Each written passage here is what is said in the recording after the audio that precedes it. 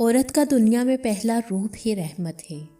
بیٹی بن کر سب خاندان کے دلوں پہ راج کرتی ہے، بہن بن کر بھائی کی سچی اور مخلص دوست اور ماں کا بازو بن جاتی ہے۔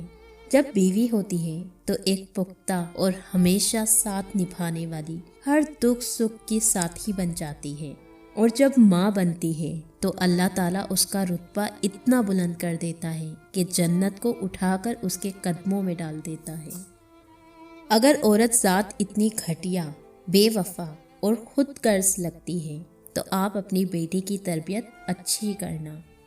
عورت وہ ہستی ہے جو شوہر کا 20 سال تک ہر ظلم، زیادتی، ناانصافی برداشت کرنے کے بعد شوہر کے 1 کپ کافی بنا کر دے دینے پر پھر سے اس شخص کی محبت میں گرفتار ہو جاتی ہے۔